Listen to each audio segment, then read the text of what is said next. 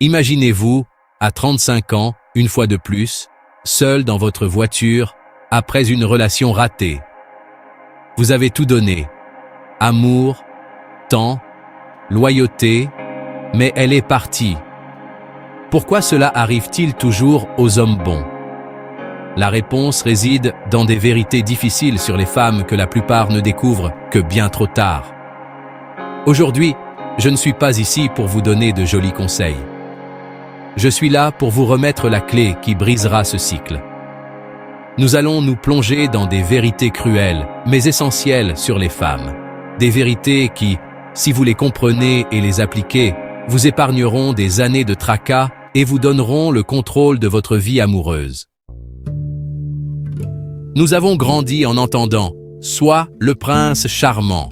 Ouvre la porte, envoie des fleurs, paie le dîner. Mais, en pratique, ce comportement détruit l'attraction.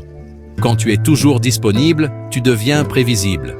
Le mystère disparaît et l'attraction se fane. Être bon n'est pas être un paillasson. Valorise ton temps et ton attention. Dès le premier instant, une femme vous analyse et vous place dans une case mentale. Fournisseur, ami amusant, thérapeute émotionnel ou amant, pas partenaire. Pour être le partenaire désiré, montrez différentes facettes, force, humour, ambition et capacité d'écoute. Ne soyez pas seulement un expert dans un domaine, soyez le package complet. Pensez au règne animal. La lionne ne choisit pas le lion le plus faible de la meute. Les femmes ont un radar biologique pour détecter la faiblesse chez un homme. Le besoin, l'insécurité, la quête désespérée d'approbation. Chacun de ces actes est un bip sur son radar, signalant une faiblesse. À l'instant où elle perçoit ce besoin, quelque chose de fondamental se brise, le respect. Sans respect, il n'y a pas d'attirance véritable. Elle cesse de vous voir comme un égal, comme un leader, et commence à vous voir comme quelqu'un qui a besoin d'être pris en charge. Et le pire, elle commencera à vous tester encore plus. Si vous cédez toujours, vous ne faites que confirmer ses soupçons. Vous n'êtes pas le roc sur lequel elle peut s'appuyer, vous êtes des sables mouvants. Les gentils garçons finissent toujours derniers. Ils sont utilisés, ignorés et, au final, rejetés. Être trop gentil est la recette parfaite pour devenir ennuyeux. Être un gentil garçon signifie ne pas avoir de limites, ne pas avoir de forte opinion personnelle, ne pas avoir de but au-delà de lui faire plaisir à elle. Quand un homme est excessivement complaisant, il élimine tout le défi, tout le mystère et, par conséquent, toute l'admiration. Elle veut un partenaire qui la défie, qui la fasse réfléchir, qui ait sa propre vie, ses propres passions et ses propres limites.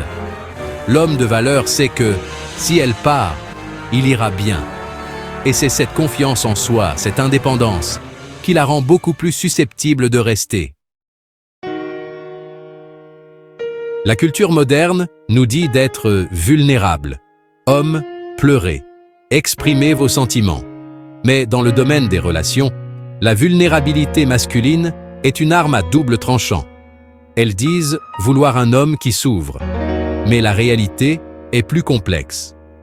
Au niveau le plus profond, la femme cherche la sécurité chez l'homme. Lorsque vous exposez vos plus grandes insécurités de manière incontrôlée, beaucoup de femmes y voient de l'instabilité.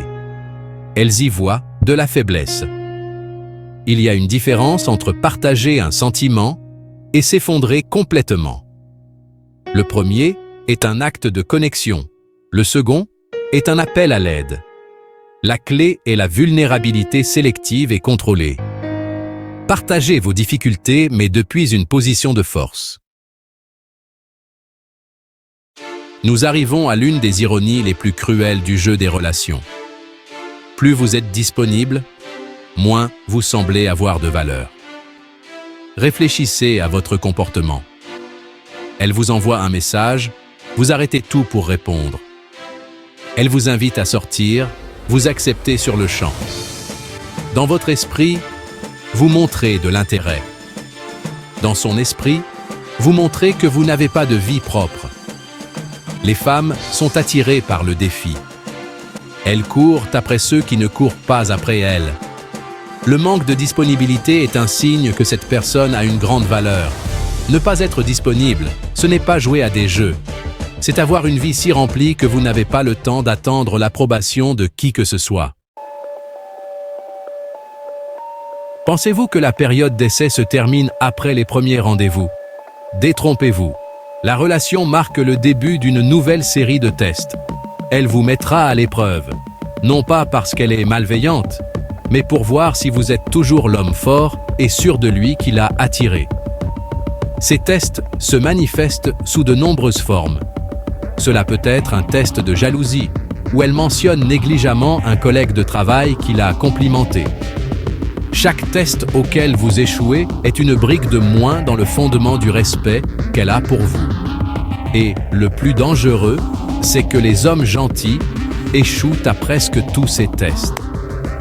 Comprenez bien, les tests ne sont pas une attaque. Ils sont une demande de confirmation de votre force. Réussissez les tests. Parlons de l'une des plus grandes illusions. L'amour inconditionnel. L'idée qu'elle vous aimera quoi qu'il arrive. L'amour d'une femme pour un homme est, dans sa grande majorité, conditionnel. Et la condition principale est la sécurité. La sécurité ne se limite pas à avoir de l'argent en banque. C'est la sécurité émotionnelle, sociale, physique et financière. Si vous ne parvenez pas à lui offrir ce package de sécurité, l'amour commence à s'estomper. C'est un instinct de survie plus fort que n'importe quel sentiment romantique. Par conséquent, comprenez, votre devoir en tant qu'homme n'est pas seulement d'aimer, c'est de bâtir un château de stabilité financière, émotionnelle et sociale. Pour beaucoup de femmes, l'estime de soi est liée à leur apparence et à l'attention qu'elles reçoivent pour cela. Les réseaux sociaux ont amplifié ce phénomène. Pensez à Instagram, à TikTok. C'est comme un marché de l'attention. Ce qui s'échange, ce sont les j'aime, les commentaires, les messages directs. Lorsque vous, en tant que partenaire, ne comprenez pas ce besoin, il est très probable que vous ayez des problèmes. Il ne s'agit pas d'être simplement vaniteuse, mais de la façon dont elle se sent avec elle-même. L'homme intelligent le comprend et l'utilise à son avantage. Il devient la principale source, mais pas la seule, de son bien-être.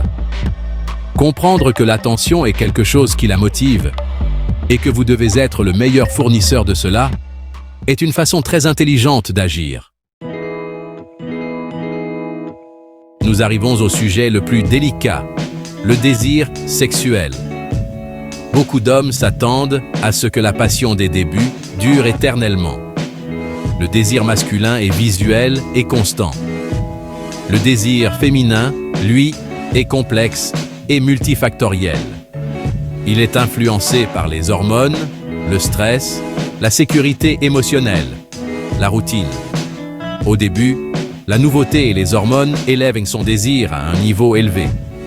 Mais avec le temps, la routine s'installe et la biologie reprend le contrôle.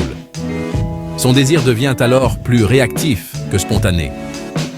Pour maintenir une vie sexuelle saine, le rôle de l'homme est de créer les conditions propices à l'épanouissement de son désir. Si le respect est mort, si l'admiration a disparu, aucune technique ne pourra raviver la flamme de son désir. Entendre tout cela peut être comme un coup de poing dans l'estomac. Cela peut paraître cynique, froid, peut-être même injuste. Mais je vous pose la question, cette stratégie vous a-t-elle réussi jusqu'à présent? L'objectif de cette vidéo n'est pas de vous transformer en un manipulateur ou en un homme aigri. C'est de vous donner le manuel d'instruction que personne ne vous a fourni. Il s'agit de cesser d'être la victime des circonstances et de devenir l'architecte de votre vie amoureuse. Ces vérités ne sont pas là pour vous rendre amer, mais pour vous ouvrir les yeux. Les hommes qui ignorent cela passent leur vie à répéter les mêmes erreurs douloureuses. Les hommes qui apprennent tôt gagnent. Laissez votre « j'aime » abonnez-vous à la chaîne et partagez cette vidéo avec tout homme qui a besoin d'entendre cela, avant qu'il ne soit trop tard.